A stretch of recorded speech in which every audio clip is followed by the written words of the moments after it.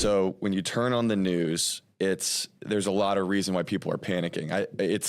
Statistics show that we are the most anxious generation in human history. And it probably has to do with the amount of information that we have access to. We have the ability to be fearful about events that really don't affect our day-to-day lives as much as we think they do.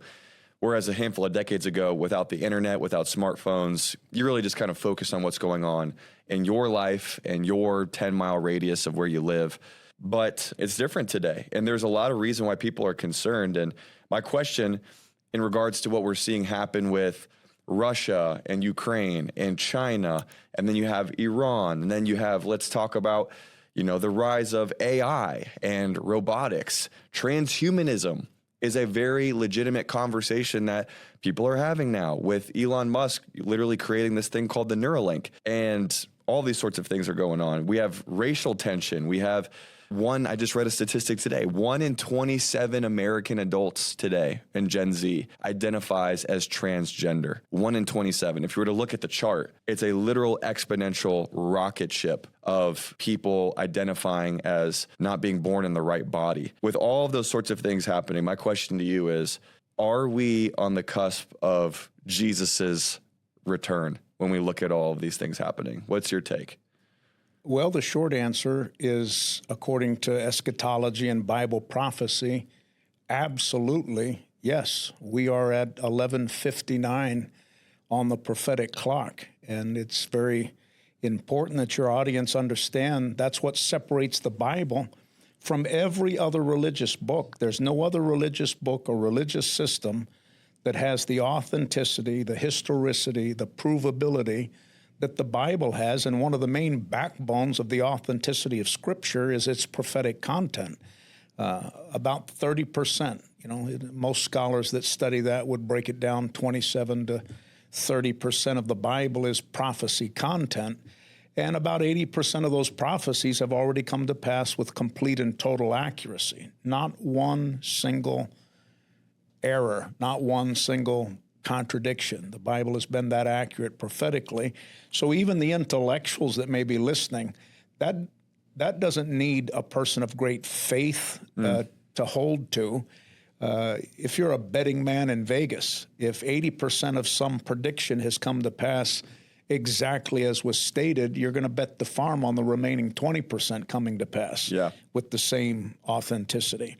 So a lot of people, there is a fear factor that needs to be addressed. And for those of us that know the Scripture, I try to make this point very clear to understand the dichotomy. The world's not falling apart.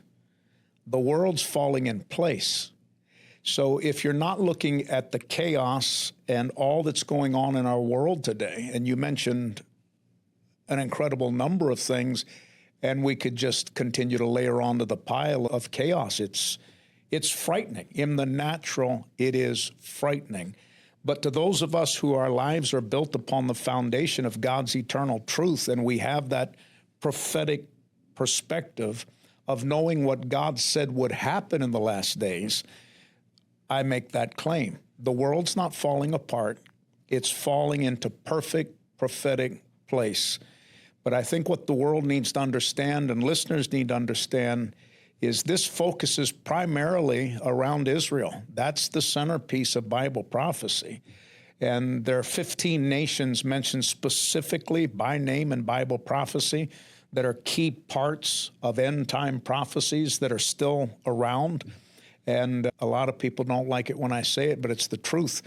You cannot put America in Bible prophecy by name. Now, I'm not saying America won't play a part in prophecy. I believe they already are. And they are indirectly by the promise, for example, the prophecy that said those that bless Israel will be blessed, those that curse Israel will be cursed. But there's a propensity in the West. We want everything in the world and everything in Christianity and everything in prophecy to revolve around the United States of America and who's the president and Democrats and Republicans and all of that political war. But America is suspiciously absent in the pages of final Bible prophecy because America is not the centerpiece of prophecy. God's eternal covenant with Israel and the Jews is the centerpiece of Bible prophecy, and everybody else is a revolving circle outside of that bullseye on the target of end-time doctrine. All right. Well, let's just go straight into the Israel conversation then, and we'll kind of circle back to like really look at, you know, how close we are to all of the events happening in Revelation. But as soon as you start talking about Israel, I know people are going to lose their minds in the comments. It's so crazy, and I'm sure you've seen it on some of your content too. But anytime I speak positively, not from personal opinion, by the way, I've never been to Israel. I'd love to go. I know a handful of people who are from Israel who are like actual Israelites.